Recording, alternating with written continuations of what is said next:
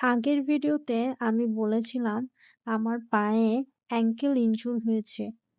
তার জন্য ডাক্তার আমাকে ২১ দিনের বেড রেস্ট দিয়েছে।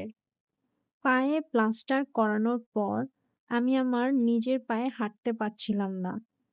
আমাকে ক্র্যাচার ইউজ করতে হচ্ছিল। আর নিজের কোনো কাজের জন্য যেকোনো কারো সাহায্য লাগছিল।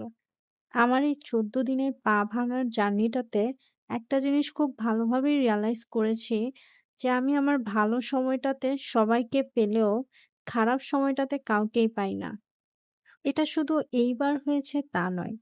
আমার সাথে সবসময় হয়ে এসেছে ভালো সময়টাতে ঘর ভর্তি মানুষ থাকে। অথচ খারাপ সময়টাতে খোঁজ নেওয়ারও কেউ থাকে না। আমার মতো যাদের প্যারেন্টস নেই তাদের আসলে কারো উপরে কোনো এক্সপেকটেশন রাখাই উচিত না। যাই হোক, এই ২ সপ্তাহ ৪ দেওয়ালের মধ্যেই আমার লাইফটা সীমাবদ্ধ হয়েছিল। শোয়া, বসা, খাওয়া, ঘুম ছাড়া আর কোনো কাজই করতে পারছিলাম না আমি। ৫ দিন পর চেকআপ করার পরে তারা নতুন করে আমাকে আবার প্লাস্টার করে দিয়েছিল। সেদিন আবার আমি আমার পাটা ভিজিয়ে ফেলেছিলাম।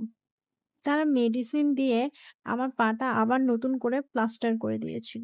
নিজের পায়ে হাঁটতে না পারলে কতটা মেন্টালি ট্রমার মধ্য দিয়ে যেতে হয় সেটা আমি ছাড়া কেউই বুঝতে পারবে না।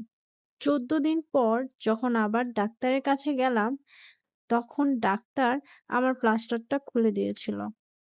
একজন মানুষের জীবনে নিজের পায়ে দাঁড়ানো আর নিজের পায়ে হাঁটা দুটোই একই রকম বিষয়। এই দুটো ছাড়াই লাইফটাকে হেল মনে হতে থাকে। যাই হোক, ভগবানের কাছে লাখ লাখ শুকরিয়া যে ১৪ দিন পর আমার প্লাস্টার খুলে দিয়েছে। আর টুকটাক আমি হাঁটতেও পারছি। তবে অফিসে যেতে মানা করেছে। আরো ২ সপ্তাহ বাসায় থাকতে বলেছে। বেশি হাঁটাহাঁটি করতে মানা করেছে। মাইন্ডটা একটু রিফ্রেশ করার জন্য প্রিয় মামাকে নিয়ে গুলশান ২ এ গেছিল সেই ভাইরাল ড্রিংকটা ট্রাই করতে।